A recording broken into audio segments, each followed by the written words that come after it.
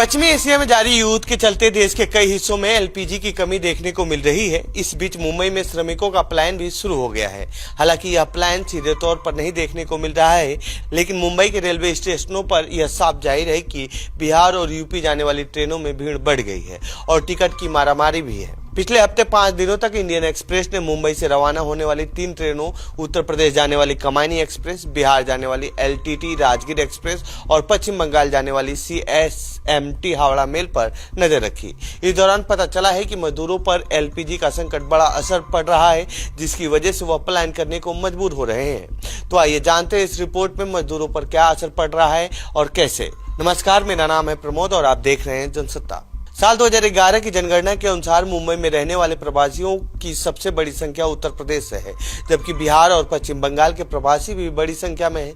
Lokmanya Tilak terminus यानी LTT और Chhatrapati Shivaji Maharaj terminal यानी सीएसएमटी पर 5 दिनों तक प्रवासियों से बातचीत की। इस दौरान 130 लोगों में से 62 ने एलपीजी संकट के कारण घर लौटने की बात कही है। एलटीटी में 70 में से 40 लोगों ने एलपीजी संकट को अपने घर लौटने का कारण बताया, तो वहीं सीएसएमटी में 50 में से 22 लोगों ने यही बात कही है। ब्लैक मार्केट में एलपीजी सिलेंडरों की ऊंची कीमत।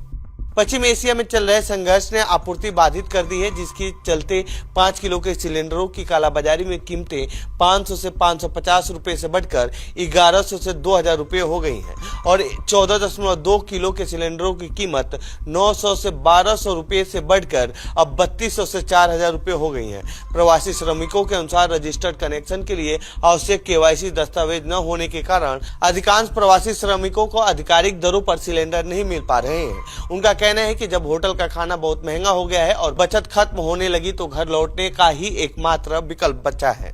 घर वापसी को मजबूर प्रवासी मजदूर।